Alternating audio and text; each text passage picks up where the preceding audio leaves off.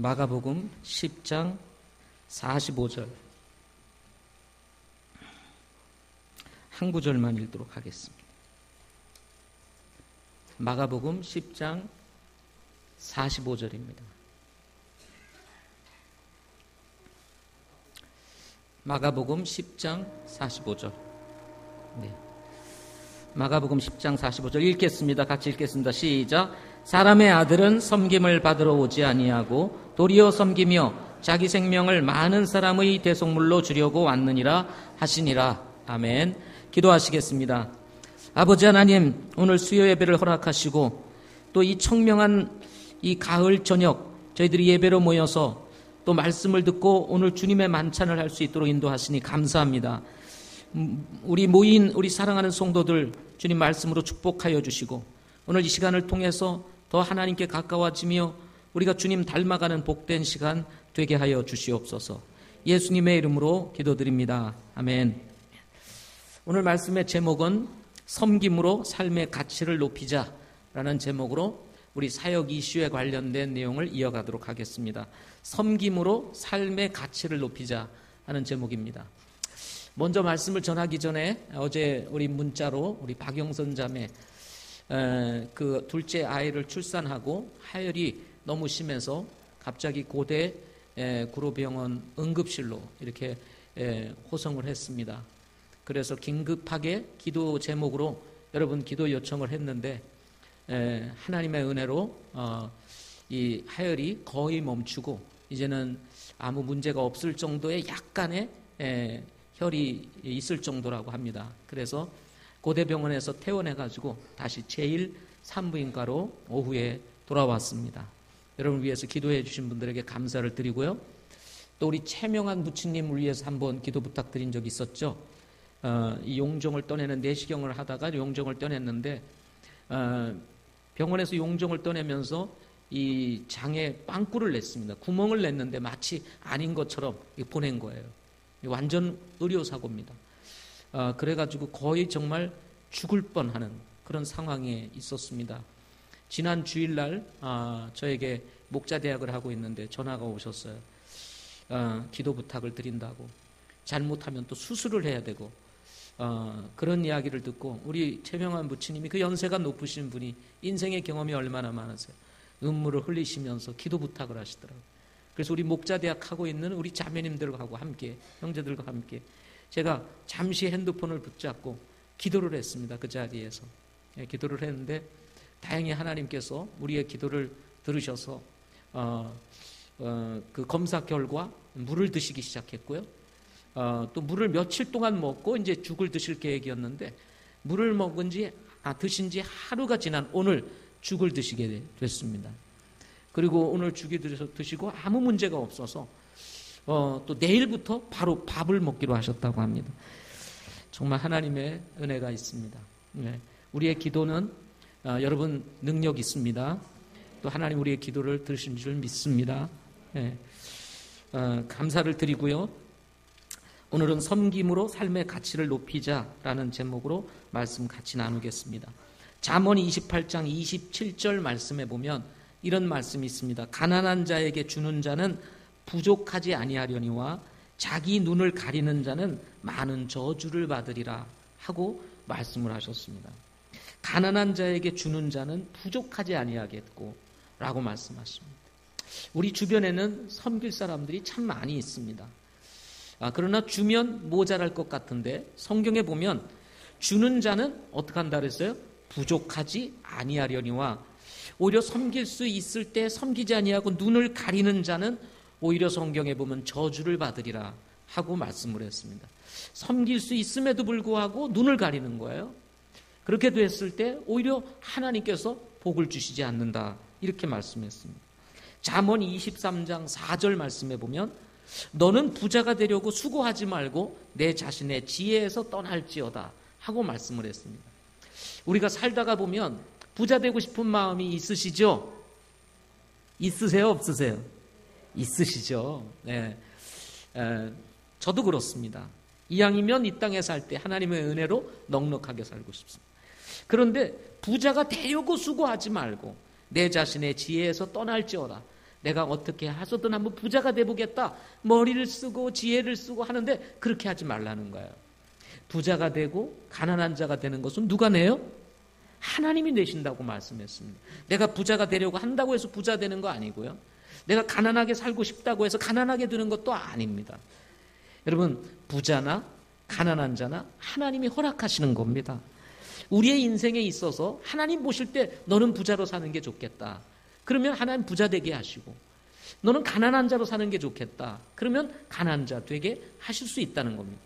그러나 부자 되게 했다고 다 좋은 게 아니고 가난한 자 되었다고 나쁜 것도 아닙니다.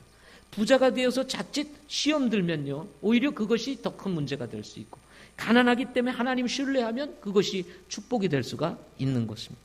우리가 눈으로 볼 때 부자냐 가난하냐 이것이 문제가 아니라 어떤 환경에 처하든 우리가 하나님에 대한 우리의 신앙이 어떠냐가 중요한 것입니다. 그리스도인으로서 살아간다는 것은 여러분도 살아보셔서 알겠지만 간단한 문제가 아닙니다. 예수 믿고 신앙생활하는 거 간단해요? 간단하시던가요? 아닙니다. 간단하지 않습니다. 예수님처럼 섬기며 산다는 것 더더욱 간단하지 않습니다. 먹고 사는 문제는 평생을 따라다니는 우리의 인생의 문제라고 할 수가 있습니다. 하나님의 은혜로 잘 풀려서 평생 먹고 사는 문제가 해결된 사람도 있지만 그런 사람은 많지가 않습니다.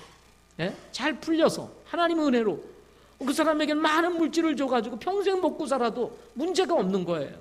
근데 그런 사람은 정말 많지 않습니다. 여유롭지 못한 경제는 섬김이라는 주제가 늘 부담으로 다가오기가 쉽습니다. 아마도 우리 교회 성도들의 대부분은 다 이런 마음일 겁니다. 섬기고는 싶은데 경제가 여유롭지 못해요. 그러다 보니까 늘 부담으로 마음에 작용을 하고 있습니다.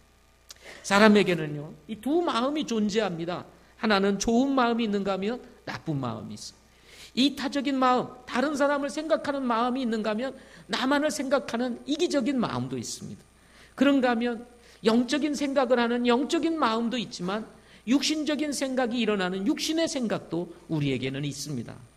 늘 선과 악이 공존을 하면서 참 우리가 바른 선택을 해야 되고 영적인 선택을 하고 그리고 다른 사람을 사랑하라고 하신 우리 주님의 말씀에 순종하며 살아야 되는데도 불구하고 우리 안에는 또 그렇지 않은 반대의 마음이 있어서 늘 우리의 발목을 잡고 정말 하나님의 뜻을 살고자 하는 이런 영적인 삶을 방해하는 이런 또 마음이 우리 한켠에 존재한다는 것입니다. 문제는 바울의 고백처럼 선을 행하고자 하는 마음과 달리 악이 이기는 경우가 많다는 겁니다. 우리 육신이 영의 생각을 뛰어넘을 때가 많고 욕심이 선한 마음을 사로잡을 때가 많다는 것입니다. 따라서 참 이 신앙생활하면서 주님 섬기는 것, 또 우리 주변에 있는 우리의 이웃들을 섬기는 것 간단하지 않습니다. 매우 복잡합니다. 우리가 늘 여러분 경험하면서 아시겠지만 우리 여기 있는 학생들 같은 경우는 여러분 학생들은 자연스럽게 공부해야 되죠? 그죠? 그런데 공부를 해야 되는데 공부를 해야 할 때 하고자 하는 이 좋은 마음, 공부를 해야 될 때 하나 공부해야지 하는 이 선한 마음, 공부를 해야지 하는 그 착한 마음, 그것만 있으면 뭔 걱정이겠어요. 그죠? 근데 제가 벌써 공부 얘기하자마자 고개 솔솔솔솔 흔들려요. 지금 하라가 이 앞에서 고개 살살살살 흔들. 이 마음이 복잡한 거예요. 이게 쉽지 않다는 겁니다. 그래서 공부해야지 하는 마음도 있는데 좋은 마음도 있는데 그렇지 않은 마음이 항상 우리를 발목을 잡아가지고 성적에 지대한 영향을 미치게 되는 이런 일들이 일어나게 되는 것입니다. 청년들은 믿음 안에서 결혼을 해야 된다는 거 누구보다 잘 알지 않습니까? 예? 동의하시죠? 그런데도 이 막상 이 안에서 찾아보려고 그러면 눈에 안 보이는 거예요. 눈에 보이는 사람들은 얼른 가로채가지고 좋은 사람 다 채가가지고 그렇지 못한 사람들은 찾지 못하고 아무리 들여다봐도 없다고 얘기를 해요. 그런데 이미 결혼하신 우리 분들은 아니 이렇게 청년들이 많은데 왜 없다 그러냐? 근데 막상 결혼을 해야 될 사람들은 없대요. 그게 결국은 뭐예요? 다 자기 이기적이고 자기 기준에 맞춰서 사람을 찾으려고 하니 없는 거라는 말이죠. 예? 다른 교회 가서 물어보세요. 아니 그 금빛교회는 청년들이 많다며 왜 없다고 그래? 이렇게 얘기를 한단 말입니다. 다른 교회는 뭐 자매 몇 명 형제 없고 그러니까 어떻게 하겠어요? 네? 그런 일들입니다. 그러다 보니 자꾸 뭐예요? 바깥에 나가면 멋있어 보이는 사람, 잘생겨 보이는 사람이 막 눈에 보이는 거예요. 그런데 그거 위험하다는 거 천지가 다 아는 일 아닙니까? 그렇죠. 천지가 다 아는 일임에도 불구하고 그렇게 얘기를 하고 그렇게 말을 해도 어떻습니까? 그게 간단한 문제가 아니더라는 거예요. 네. 주님을 섬길 수 있는 직장 선택해라. 이렇게 이야기를 하지만 믿음으로 선택해봐. 좀 돈을 좀 덜 벌고 그리고 좀 우리가 대우가 좀 적더라도 우리 주님 섬길 수 있는 직장을 한번 선택해봐라. 이렇게 해도 마음은 그러고 싶어요. 정말 믿음은 그러고 싶은데 막상 현실에 딱 부딪히면 그래도 뭐예요? 그래도 뭐가요? 예, 뭐니 해도 뭐니가 최고야. 뭐 이런 일들이 우리의 삶에서 찾아온다는 거예요.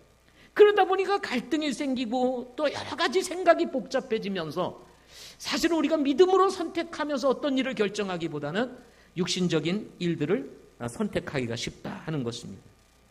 가정에서도 마찬가지입니다. 서로 이해하고 용납하며 사랑하며 가정을 세우라고 그렇게 말씀을 하고 우리가 성경을 읽어도 또 그 안에서 몇 사람 살지도 않는 그 가정에서도 뭐가 이렇게 복잡한지. 예? 뭐 많이나 살아요? 옛날처럼 뭐 대가족 사회도 아니고 많이 살아봐야 3명, 4명. 우리 집같이 5명밖에 안 됩니다. 예? 그런데도 뭐가 그리고 안에 복잡한지 서로 팽팽한 긴장감이 돌고요. 예? 자존심 싸움에 막 싸움들이 막 벌어지고 있습니다. 예? 말은 쉽지만 실천이 쉽지가 않습니다. 쉽지가 않습니다. 섬기는 삶의 가치는 누구나 아는 바입니다. 예, 섬기는 삶의 가치 여러분 아세요? 모르세요? 잘 알죠. 마더 테레사 수녀가 노벨 평화상을 탄 이유가 어디에 있습니까?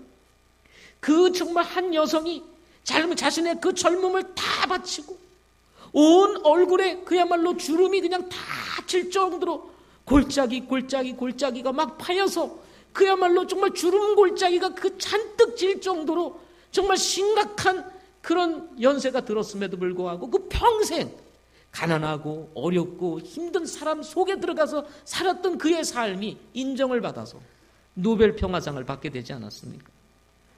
1993년 8월호 리더스 다이제스트는 제임스 피커 2세가 말한 어떤 내용을 담았습니다.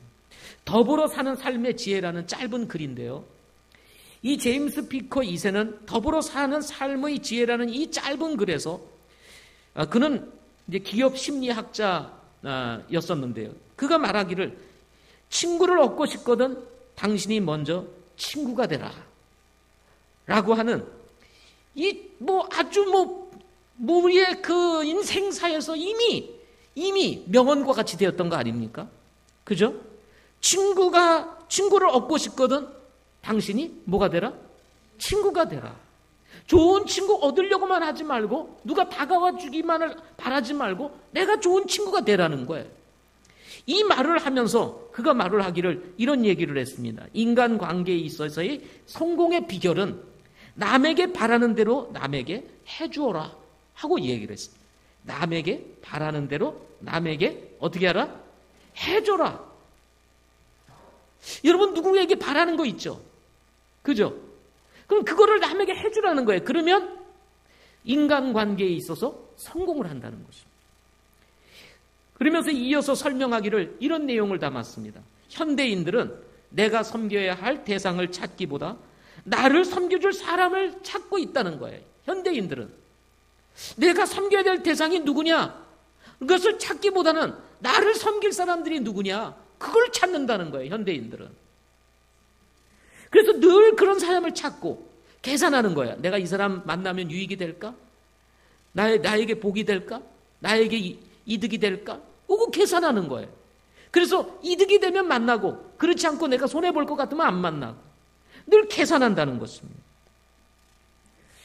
따라서 섬기는 자로 산다는 것은 아주 어렵다고 이야기를 합니다. 기득권을 섬기기 위해서는 기득권도 포기해야 되죠. 자기 자리를 내놓기도 해야 되죠.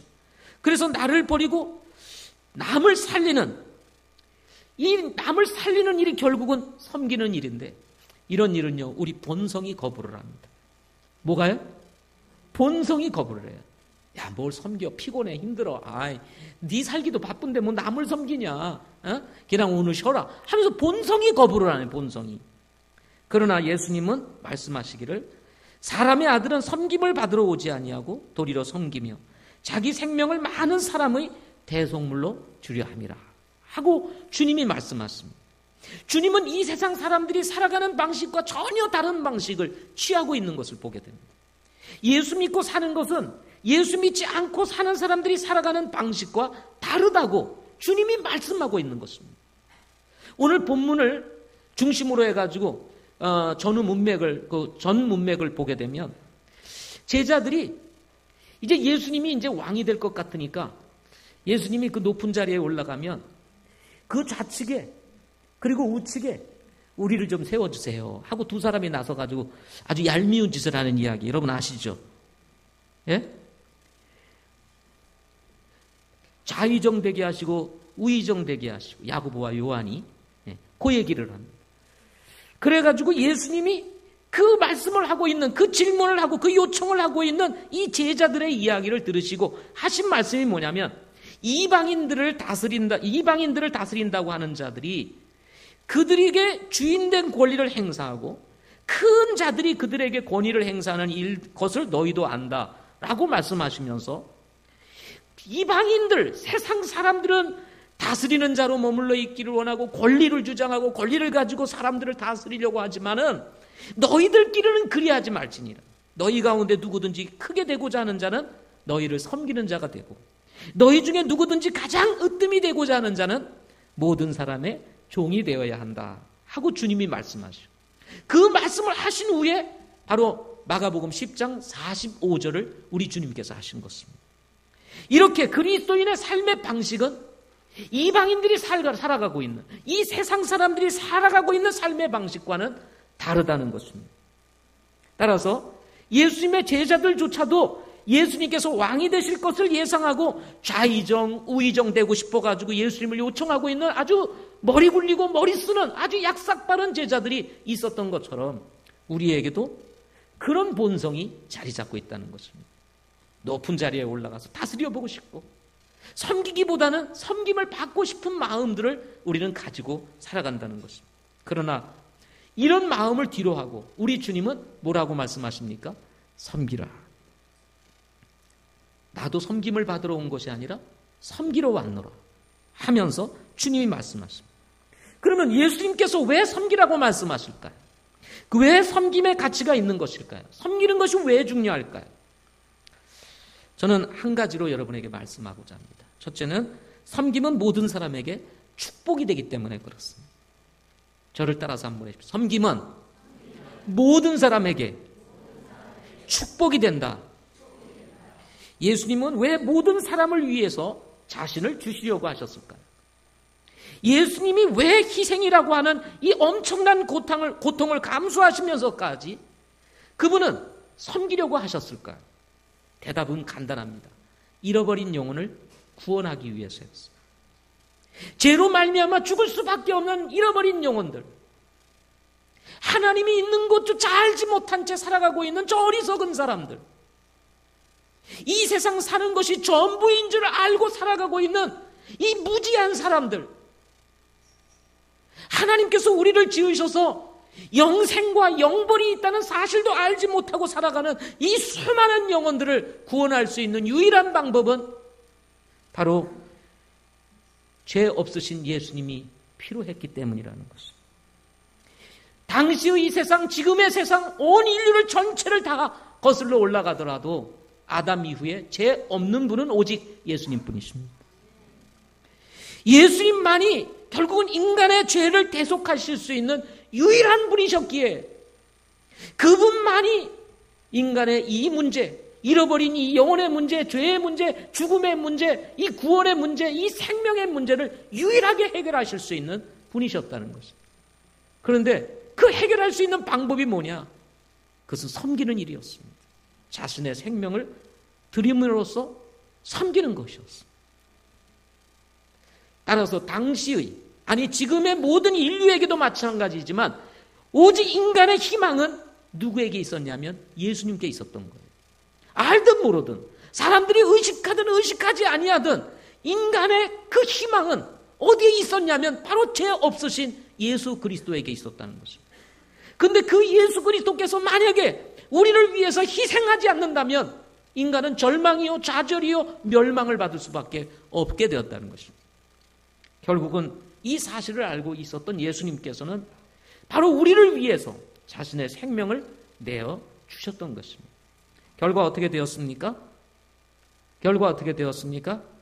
우리 모두가 그 축복에 동참할 수 있게 된 거예요. 그래서 섬김은 모든 사람에게 축복이 되는 것입니다. 섬김의 원리가 그렇습니다.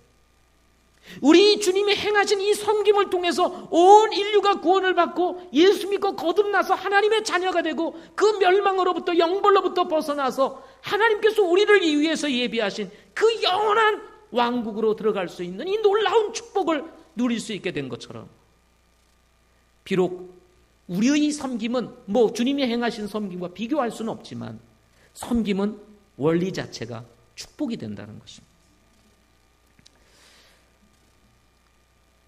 어떻게 사는 것이 서로에게 축복이 되는 삶일까요? 그렇다면 어떻게 사는 것이 서로에게 축복이 되는 삶일까요? 다스리는 삶일까요?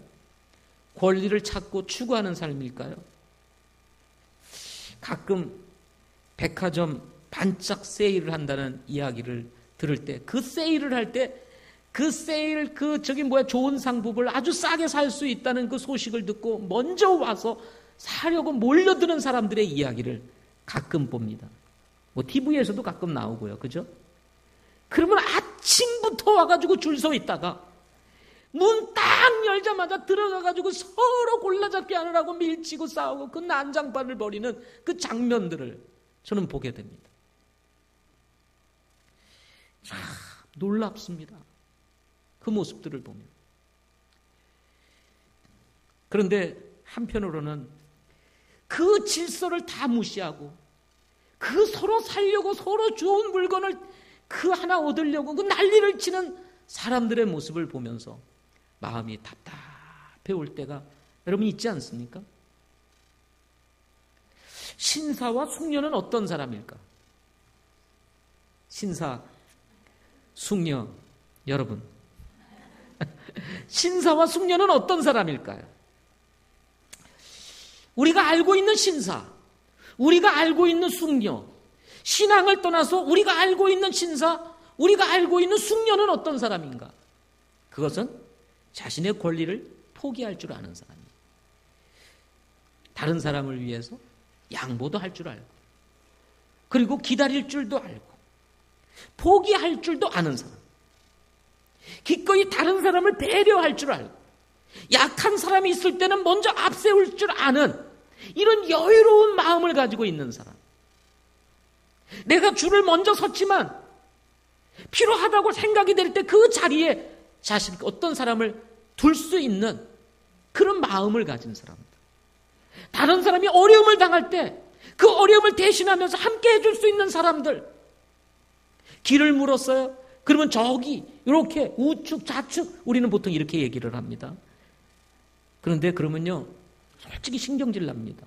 왜냐하면 아시는 분들은 이리로 쭉 가가지고요 왼쪽으로 쭉 가시고 이렇게 쭉 가면 본인은 아니까 그러는데 모르는 사람은요 그게 뭔 말인지 잘 모릅니다.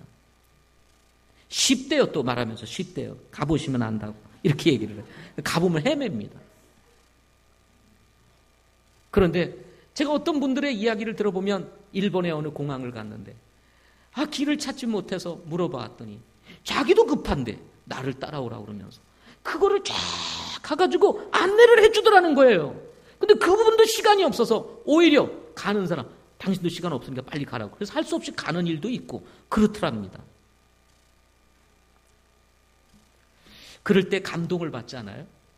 그리고 그 사람에 대한 기억이 남아있게 되고 늘 그 생각을 하면 고마움이 내 마음에 한켠에 자리 잡고 있을 때가 있다는 것입니다. 하물며 그리스도인은 어떤 사람인가? 신사와 숙녀는 우리의 삶에 있어서 그래도 수준 높은 사람들이라고 할 수 있습니다. 그렇다면 그리스도인은요? 바울은 그리스도를 아는 것이 가장 고상하다고 이야기를 했어요. 이 세상 학문을 아는 것은 그건 초등학문이요. 오히려 그리스도를 아는 것이 가장 고상하다고 고백했던 사람이 바울입니다. 그 바울이 가졌던 그 고상한 학문, 바울이 정말 얻었던 그 고상한 학문을 우리도 같이 지금 공유하고 있습니다. 그래서 여러분, 신사보다 숙녀보다도 더 고상한 신사, 더 고상한 숙녀, 그것이 누구일까요? 바로 나와 여러분입니다. 저를 따라해. 나는 신사보다 숙녀보다 더 고상한 사람이다. 이 사실을 여러분 인정하시기를 바랍니다. 우리의 생활 방식이 땅에 있는 것이 아니라 하늘에 있기 때문에 그렇습니다. 우리는 하늘 방식을 가지고 살아가는 사람입니다. 빌립보서 3장 20절에 보면 우리의 생활 방식은 하늘에 있으며, 이 세상의 가치, 이 세상의 수준을 쫓아 사는 것이 아니라 이 하늘의 수준, 하늘의 가치, 하늘의 생활 방식을 따라서 사는 사람들이 누굽니까? 바로 저와 여러분인 것입니다. 어떤 사람이 가치 있는 삶을 사는 사람일까요? 바로 섬기는 사람입니다. 어떤 사람이 부한 사람일까요? 바로 섬기는 사람입니다. 있다고 섬기는 것도 아니고 없다고 안 섬기는 것도 아닙니다. 부족하든 넉넉하든 상관없이 섬기는 사람이 부한 사람입니다. 아멘. 잠언 19장 17절, 지난주에도 말씀을 드렸는데요. 가난한 자를 불쌍히 여기는 자는 주께 빌려드리나니 그가 베푼 것을 그분께서 그에게 다시 갚아주시리라. 섬긴 것은요, 누구에게 빌려드린 거예요? 하나님께 빌려드린 거예요. 그래서 반드시 하나님께서 우리가 필요할 때 다시 어떻게 해요? 돌려주십니다. 돌려주실 때는 어떻게 돌려주세요? 이자를 아주 듬뿍 해가지고 후이되어 누르고 흔들어서 돌려주시는 분이 우리 하나님이십니다. 어떤 사람이 부한 자일까? 어떤 사람이 넉넉한 사람일까? 가만히 생각해 보았습니다. 그것은 주님께 많이 빌려드린 분들, 찾을 것이 많은 사람들, 이 사람이 부한 사람. 내 주머니에 지금 내 지갑에 한 푼도 없어. 그렇지만 은행 가면 찾을 게 많은 사람들, 부자입니다. 부한 사람입니다. 맞아요? 틀려요? 내 주머니에 지갑에 지금 한 푼 있냐 없냐 이게 중요한 게 아니라 내가 은행에 가면 찾을 것이 많아. 그러면 그게 부한 거죠. 그래서 여러분, 하나님께 많이 빌려드리신 분이 어떤 사람입니까? 찾을 것이 많은 사람이고, 찾을 것이 많은 사람이 어떤 사람이에요? 마음이 부하고 넉넉한 사람입니다. 그분께서 반드시 갚아주시겠다. 따라서 마태는 이런 사실을 두고 이렇게 기록합니다. 너희 자신을 위해 보물을 땅에 쌓아두지 말라. 거기는 좀과 녹이 부패시키며 거기서는 도둑들이 뚫고 훔치느니라. 오직 너희 자신을 위해 보물을 하늘에 쌓아두라. 거기서는 좀과 녹이 부패시키지 아니하며 저기서는 도둑들이 뚫지도 훔치지도 못하느니라. 너희 보물이 있는 곳에 거기에 너희 마음도 있느니라. 제가 오늘 수요예배를 준비하면서 이 섬김에 대한 이 말씀을 생각하게 되었습니다. 지난주와 지지난주 2주 전에 저희 교회를 처음 방문한 한 가정이 있었습니다. 우리 교회를 어떻게 인터넷으로 이렇게 알아셔서 가정에 한 방문을 하게 되었는데 제가 지난주에 한번 얼굴을 뵙고 바로 헤어졌습니다. 그래서 신방 전화를 한번 했어요. 신방 전화를 했습니다. 그래서 저희 교회를 보고 제가 얼굴만 잠깐 뵙고 가셨는데 우리 교회가 어떠신지 궁금하잖아요, 그죠? 그래서 이렇게 이제 신방을 드려요. 그래서 저희 교회로 오시게 된 이야기들도 쭉 하시면서 여러 가지 말씀들을 혼자서 많이 하셨습니다. 네, 저는 많이 들었어요. 본인이 내가 너무 말이 많죠? 그러면서 계속 하더라고요. 괜찮습니다. 하시라고. 그러면서 이분이 하시는 말씀이 제가 여러 교회들 다니고 신앙생활을 하다가 안 하기도 하고 그러면서 흠정역 성경을 이제 하는 교회를 찾아 우리 교회로 왔는데 우리 교회로 와보니까 우리 성도들을 바라보면서 우리 교회 성도들이 다 순수해 보이더래요. 교회를 많이 다녔는데도 우리 교회 성도들이 순수해 보이더래요. 그래서 자기 마음에 참 좋았다고 이렇게 얘기를 하더라고요. 우리 얼굴에 분명히 순수라고 써있지 않은데 사람들은 우리 교회를 오면 다 순수해 보인다 이렇게 말씀들을 하시는 것을 보게 됩니다. 왜 그럴까? 왜 그럴까? 제가 볼 때는 세상 사람들과 같이 욕심을 내려놓았기 때문이 아닐까. 서로 그리스도 안에서 사랑하고 섬기고 돕고 세우고 서로 이런 마음을 가지고 사니까 우리가 순수한 모습으로 보이지 않을까. 그런 생각이 듭니다. 여러분, 옛날에 어른들이 그런 말이 있어요. 욕심이 많은 사람들은 얼굴에 써있다 이런 말을 해요. 얼굴에 욕심하고 써있대요. 얼굴을 보면 그게 써있대요. 근데 우리 교회 성도들을 보게 되면 누가 아무 말도 안 했는데 뭐라고 써있어요? 순수. 이렇게 써요. 욕심이 없다. 저는 그래서 이런 말을 새로 오신 분들로부터 들을 때마다 감사함이 있습니다. 우리 교회는 순수한 교회구나. 사람들이 그냥 보면서도 우리 교회를 순수하게 보는구나. 마태복음 6장 33절에 이 마태복음 그 6장 19절 21절을 배경으로 해서 마지막 마태복음 6장 33절을 얘기하고 있습니다. 쭉 이런 과정에 통해서 여러분 잘 아는 말씀이죠. 오직 너희는 첫째로 하나님의 왕국과 그분의 의를 구하라. 그리하면 이 모든 것을 너희에게 더하시리라 하신 말씀이었습니다. 이 모든 것을 너희에게 더하시리라. 우리는 하나님께 저축하며 사는 사람들입니다. 아멘. 네, 하나님께 저축하며 살고 또 하나님께서 우리에게 반드시 갚아주시겠다고 말씀하시는 사람들. 그리고 우리는 하나님께 빌려드리시는 분들. 그렇게 되었을 때 하나님께서는 우리 인생 가운데 우리와 함께 계시고 또 우리가 필요할 때 하나님은 공급해 주시고 채워주시고 또 우리의 삶을 이끌어 가시는 좋으신 하나님이신 것을 우리는 경험하게 될 거라고 믿습니다. 요한일서 1장 3절 말씀도 지난주에 말씀을 했는데요. 우리가 함께 교제하면 우리 아버지와 함께하고 주 예수 그리스도와 함께하는 것이라고 얘기를 했죠. 그렇죠? 이 말씀을 근거로 해서 오늘 말씀을 해석한다면 형제 자매를 섬기고 이웃을 섬기는 것은 곧 누구를 섬기는 거다? 주님을 섬기는 것이다. 우리 아버지를 섬기는 것이다. 여러분 아버지를 섬기니까 가진 게 많으신 우리 아버지께서 한몫 딱 어느 순간 내가 너 줄게 하면 그때 끝나는 거죠. 아멘?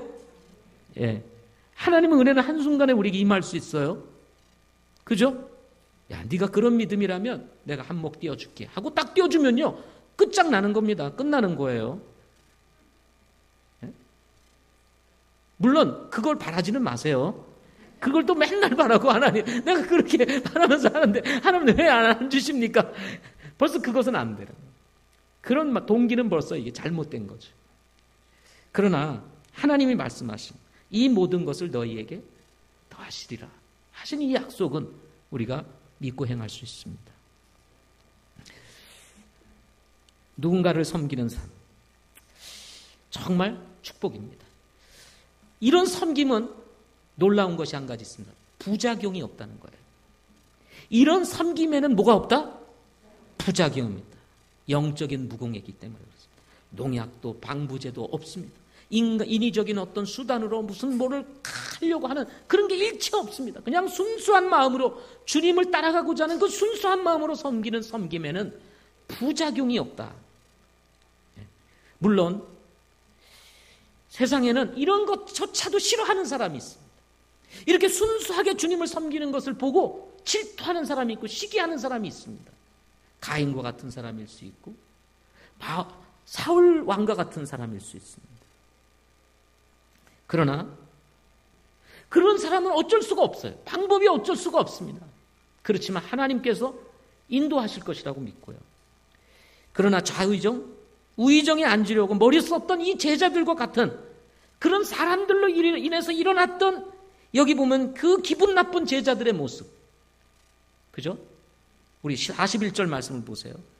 12제자가 그것을 듣고, 10제자가 그것을 듣고 야고보와 요한을 몹시 못마땅하게 여기기 시작하거늘. 그래서 벌써 마음이 나뉘어지고 분열이 일어나고 다툼이 생길 가능성들이 막 일어나잖아요. 왜 우리의 삶에 못마땅하게 여김으로 인해서 마음이 나뉘어지고 갈라지는 역사들이 일어나냐? 그것은 바로 이렇게 자기의 욕심과 이기심을 채우려고 하는 마음들 때문이다. 순수하지 못하면 서로 문제가 일어나게 되고, 권리의 자리에 앉아 있으려고 하는 이런 태도를 취하게 됨으로 인해서 부작용들이 막 일어나게 되는 것입니다. 따라서 우리 큰빛교회는 저를 비롯해서 우리 사역자들, 집사님들, 우리 성도들 모두가 함께 섬길 수 있는 그런 교회가 될 수 있기를 소망합니다. 모든 은사는 섬김을 위해서 주셨다는 사실을 잊지 마십시오. 이 세상에서 가장 아름다운 모습은 뭐 화장을 하고 미모를 가꾼 모습이 아닙니다. 섬기는 모습인 것입니다. 가장 아름다운 모습은 무슨 모습? 섬기는 모습이다. 기쁘고 즐거운 모습은 어떤 모습일까? 그것은 섬기는 모습이다. 행복한 모습, 어떤 모습일까? 섬기는 모습인 것입니다. 따라서 주님과 같이 섬기는 삶으로 우리의 삶의 가치를 높이고 우리 인생의 가치를 높이는 저와 여러분 되기를 바라고요. 특별히 목장 안에서 우리가 섬겨야 될 분들이 있다면 우리가 마음을 모아 같이 협력해서 섬김으로 한 영혼이 변화되고 세워지는 이런 아름다운 모습을 보면서 우리 서로의 가치를 높일 수 있는 우리 큰빛교회 성도들 다 되실 수 있기를 바랍니다. 기도하겠습니다.